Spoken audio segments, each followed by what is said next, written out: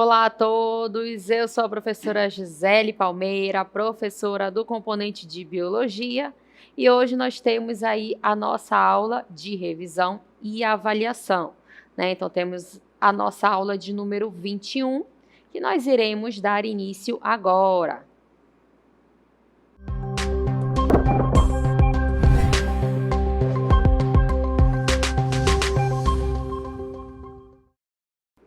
Então, nesse momento, vamos revisar conteúdos estudados na unidade, né? Então, a gente relembra aí alguns conteúdos bem legais que trouxemos para vocês. E para dar início, a gente vai falar sobre combustíveis fósseis, né? A gente sabe que a utilização de combustíveis fósseis está relacionada com a geração de energia, né? Então, é necessário que tenha ali combustíveis dependendo do tipo de energia, né? Dependendo da fonte onde ela vai ser utilizada. Então, a gente vai observar aí alguns exemplos de tipos de combustíveis fósseis. Vamos observar o exemplo do carvão mineral, que atualmente ele é o principal uso, né, do carvão mineral é na geração de energia elétrica em usinas termoelétricas, né? Então, dentro dessas usinas são utilizados esse carvão mineral e aí a queima desse carvão vai resultar em energia elétrica, né? Então, é importante a gente sempre relacionar que ocorrem transformações de energia em usinas, né? Então, existem diferentes fontes para que ocorra ali um movimento de um gerador. Na verdade, para que o gerador funcione, é necessário que tenha um movimento ali de uma turbina, né? Então, para que esse processo aconteça, existem diferentes fontes. E aí a gente iniciou, relembrando com vocês, o uso do carvão mineral, né? Então, nesse caso, numa usina termoelétrica, é utilizado o carvão mineral, a queima desse carvão, ocorre ali o movimento de uma turbina e o gerador funcionando para que seja possível ter uma energia elétrica, tá certo? Então, são transformações que acontecem. Nesse caso, é a queima do carvão mineral que vai gerar esse processo, tá certo? E aí, nesse processo de queima, ocorre a liberação de gases que são poluentes ao ambiente, né? Então, sempre que a gente fala de combustíveis fósseis, a gente já relaciona a esse tipo de poluição atmosférica, porque elimina ali nesse processo o gás carbônico, que a gente já sabe que ele vai poluir ali o ambiente e vai causar outras consequências, tá certo? Vamos continuar e agora a gente observa um outro exemplo relacionado a combustíveis fósseis, que é o uso ali do petróleo e do gás natural. Então, assim como o carvão mineral, os derivados do petróleo e o gás natural são utilizados como fontes de energia para a geração de usinas elétricas e termoelétricas também, né? Além disso, combustíveis para veículos, como gás de cozinha também, entre outros produtos, né? Então, aí a gente observa a utilização, né, do petróleo ali também em usinas termoelétricas, com o mesmo objetivo de gerar energia elétrica, mas também tem o uso ali desses derivados nos combustíveis, né? A gente sabe ali para o carro funcionar, para uma moto funcionar, ele precisa de um combustível, né? E geralmente esse combustível pode ser ali uma gasolina, pode ser um diesel, né? Então existem diferentes tipos de combustíveis.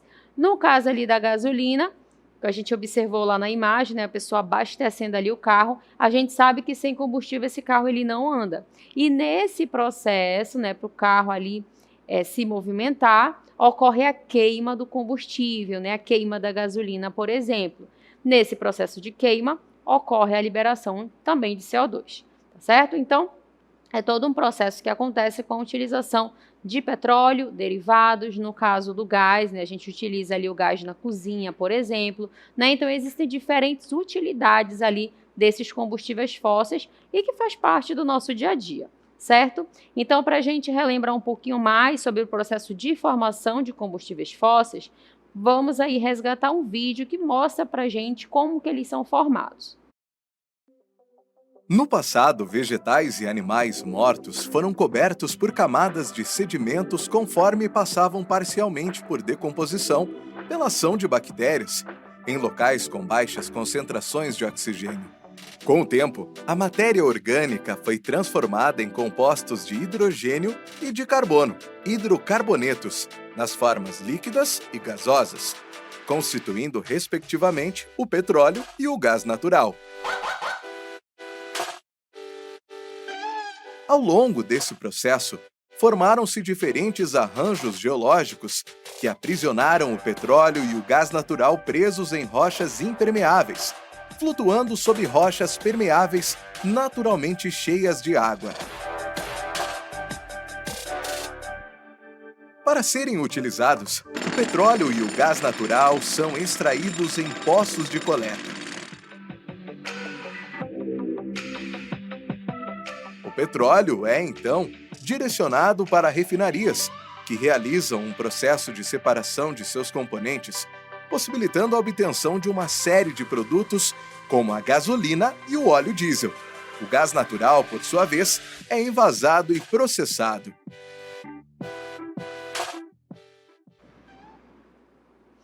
Muito bem, né? Então o vídeo aí relembrou para a gente, né, como ocorre ali o processo de formação, né? Lembrando que são milhões de anos, né, para que essa formação aí tenha acontecido.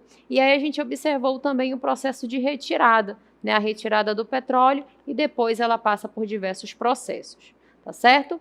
E aí, como uma das consequências da utilização desses combustíveis fósseis, a gente reforça aí o processo de poluição.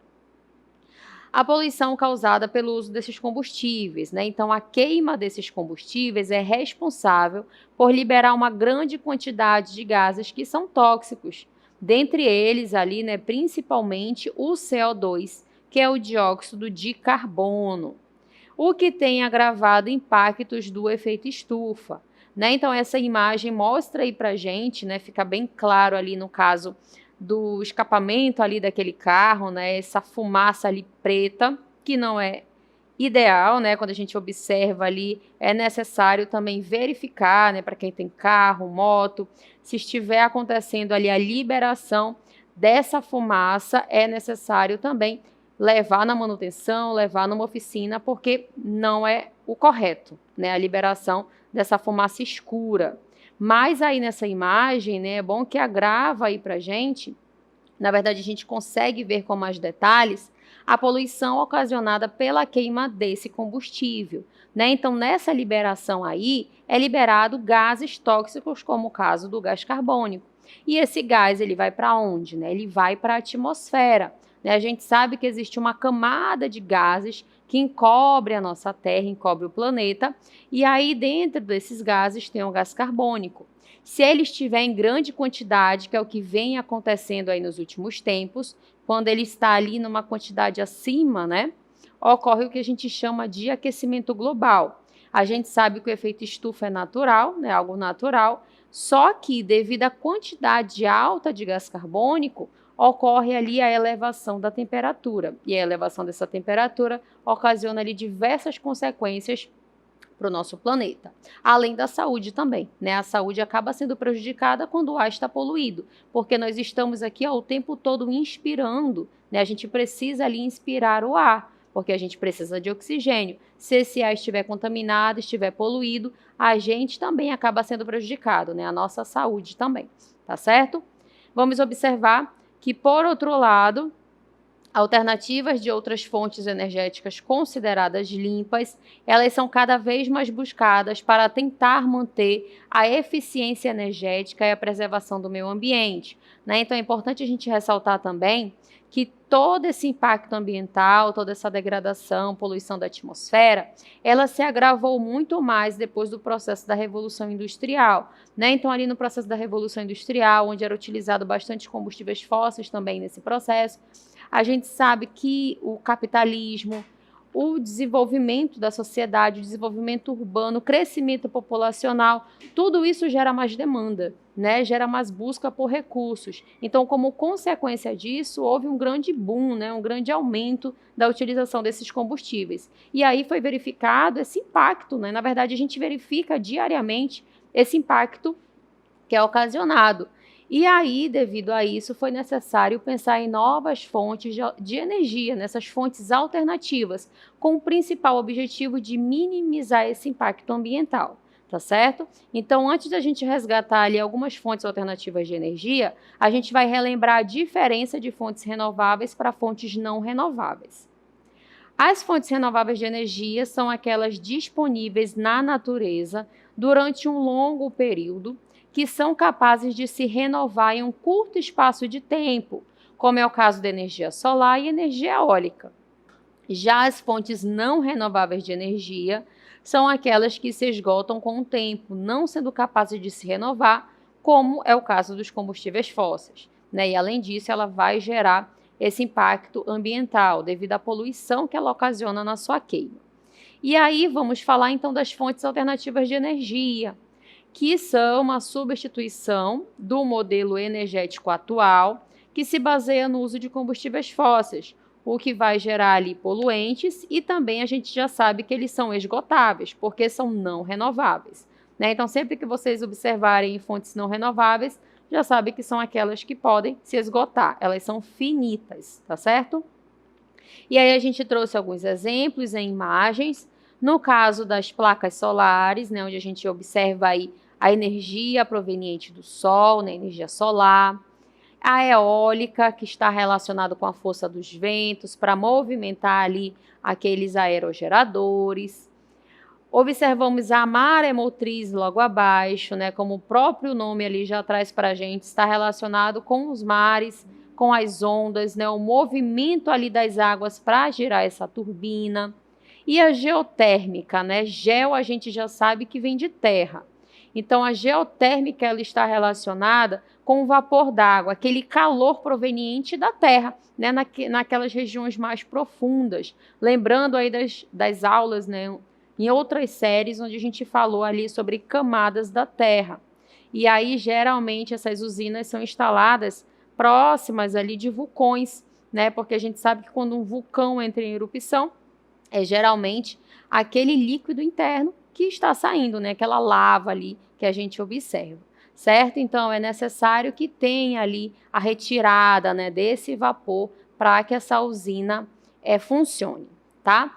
E aí a gente vai observar com mais detalhes agora o caso da energia solar, né? Vamos relembrar aí junto com vocês que ela é uma matriz energética limpa, renovável, abundante e que apresenta um bom custo-benefício, né? Então, existem aquelas áreas grandes com várias placas solares, né, para obtenção ali dessa energia elétrica, né, através das placas fotovoltaicas, onde ocorre ali essa transformação de energia com calor que recebe do sol, mas tem também essas instalações que podem ser individuais, né? Existem ali algumas residências que instalam lá no seu telhado placas solares. Então, essa placa ela vai ter o mesmo objetivo, né? Gerar ali a energia elétrica através dessa reação fotovoltaica. Ela vai utilizar o calor e essa energia ali proveniente do sol, tá? Então, vamos relembrar agora sobre a energia eólica. No caso da eólica, a gente já vai lembrar aí do vento, né? O vento é um recurso natural abundante e, quando intenso, pode ser usado para obtenção de energia produzida a um custo geralmente baixo, né? Então, lembrando que para que tenha ali uma usina eólica, é necessário que ela seja instalada em regiões onde tenha muito vento, né? Se for instalada numa região sem vento, essa usina não vai funcionar, porque é necessário movimentar esses aerogeradores. E lá dentro desse aerogerador tem uma região ali que é a geração, né? Onde ocorre a transformação da energia cinética do movimento em energia elétrica, né? Então, é necessário que tenha um movimento para que ocorra a transformação de energia. Além disso, vamos relembrar junto com vocês sobre os biocombustíveis. É feito por meio do aproveitamento da biomassa. Quando a gente fala de bio, a gente já sabe que está falando de vida. Essa vida pode ser animal ou vegetal, dependendo ali do tipo, tá? E a energia proveniente da biomassa pode ser obtida por meio da queima de plantas, madeiras, materiais vegetais e animais. Existem diversos processos que geram energia elétrica por meio da biomassa, como combustão direta, fermentação, gaseificação, entre outros. É uma fonte de energia pouco poluente e seus recursos também são renováveis. E aí os biocombustíveis produzidos pelo aproveitamento da biomassa são, a gente tem aí o exemplo do etanol, que ele é gerado a partir da cana-de-açúcar, eucalipto, milho ou beterraba. Ele é um combustível renovável e menos poluidor que a gasolina. Temos o caso também do biodiesel, né? E nesse caso a gente observa que existe uma outra fonte. Ele é produzido através de gorduras vegetais ou plantas oleaginosas. E aí ele foi consagrado como combustível ecológico, pois ele emite cerca de 60% menos gás carbônico e 90% menos enxofre que os combustíveis tradicionais, né? Então, o objetivo mesmo dessas novas alternativas é reduzir esse impacto ambiental. E aí, no caso do biogás, a gente observa que ele é obtido por meio de reações anaeróbicas. São aquelas reações que acontecem sem a presença do oxigênio, né? Então, reações ali da matéria orgânica, encontrada nos lixos produzidos nas áreas urbanas e depositadas em aterros sanitários. É utilizado como gás de uso doméstico e como combustível de veículos também. E aí, para a gente relembrar, temos uma imagem do biogás, né? A gente fala aí da importância da utilização desse tipo de energia, porque ele acaba reduzindo também os lixos que são gerados, né? Então, a gente tem nessa representação o processo, na verdade, a importância do biodigestor no processo de decomposição, né? Então, quem vai agir ali nesse biodigestor são bactérias, né? Então, as bactérias vão agir ali naquele lixo orgânico, no esterco, né? Na matéria orgânica que é colocado nesse biodigestor. Com a ação dessas bactérias, ocorre a geração de um gás, que é o gás metano. Esse gás metano é captado e utilizado lá no gerador, né? Então, é essa transformação que acontece, a utilização do metano para geração de energia elétrica, tá certo? Então, é uma alternativa bem interessante, né? Além de gerar uma energia elétrica com menos impacto ambiental, ela também vai reduzir aquele lixo, né? Aquele lixo ali que ia para o lixão ou para algum aterro sanitário, acaba sendo utilizado para a geração de energia elétrica, né? Então, ela também é bastante sustentável, tá certo? Então, relembramos aí com vocês algumas fontes alternativas de energia. E agora a gente vai relembrar também um assunto bem interessante, que é sobre o descarte de lixo ecológico. Olha só, o lixo eletrônico ou tecnológico é aquele proveniente de materiais eletrônicos, né? Então, a gente tem aí nessa imagem ao lado vários exemplos, na verdade, exemplos de materiais também que a gente utilizava um tempo atrás, né? Aquele computador, aquele teclado. A gente sabe que com a tecnologia, né? Com o avanço da tecnologia, hoje a gente utiliza bastante o celular, né? Bastante o notebook, a gente praticamente quase não vê mais esses exemplos ali, né, da utilização de teclado, monitor, mas ele já foi utilizado bastante, né, há um tempinho atrás. E aí, ele também é conhecido, né, pela sigla RAEE, que são resíduos de aparelhos eletroeletrônicos, né? Então, a gente relaciona também o descarte desse lixo tecnológico com o avanço da tecnologia, né? Com o avanço da tecnologia, existem muitas opções, né, de aparelhos tecnológicos, aparelhos, inclusive, que eles foram feitos para durar muito pouco, né? Quando a gente compra ali um celular, por exemplo, a gente sabe que aquele celular de hoje, né, ele é um pouco mais delicado. Se ele cair, pode quebrar uma tela, demorou um tempinho ali, aquela carga já não dura muito bem, né? Então, são aparelhos que têm um tempo de uso mais reduzido, né? Então, tudo isso também acaba favorecendo para aumentar esse lixo tecnológico, tá? Então, existe um impacto ambiental relacionado a esse lixo também. Olha só, o lixo eletrônico ele é produzido por materiais de origem inorgânica. Quais são esses materiais? O cobre, o alumínio, metais pesados, todo esse material que é utilizado para a produção desses equipamentos. E a esse material eles podem comprometer o meio ambiente, visto que são compostos por elementos muito poluentes e acarretar também diversas doenças para animais e os seres humanos, né? Então, imagina lá, né, essa grande quantidade de equipamentos eletrônicos numa área ali sendo descartada e toda essa origem inorgânica, né, o cobre, o alumínio, metais pesados, ficando ali naquele ambiente, o que vai gerar diversas consequências negativas também, tá certo? Então, vimos aí com vocês, né, esses conteúdos, espero que vocês tenham relembrado e temos mais uma informação, olha só. Temos aí a coleta e o descarte do lixo eletrônico. Muitas empresas que fabricam e que são responsáveis por grande parte da poluição proveniente dos produtos eletrônicos estão apostando em ações de sustentabilidade e, portanto, oferecem locais apropriados para o descarte desses aparelhos, né? Então, a gente fala aí para vocês sobre o lixo eletrônico, sobre a grande quantidade de equipamentos, aparelhos eletrônicos que são cada vez mais produzidos para o consumo, né? Que também está relacionado ali com o capitalismo, né? Com a economia.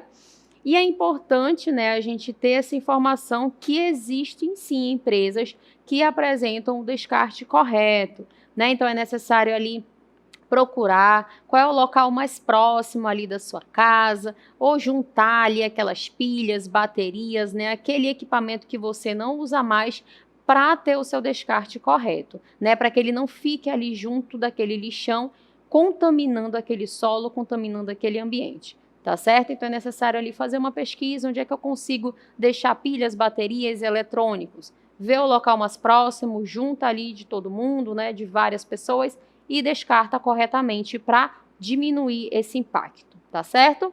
Então, essa foi a nossa revisão de hoje.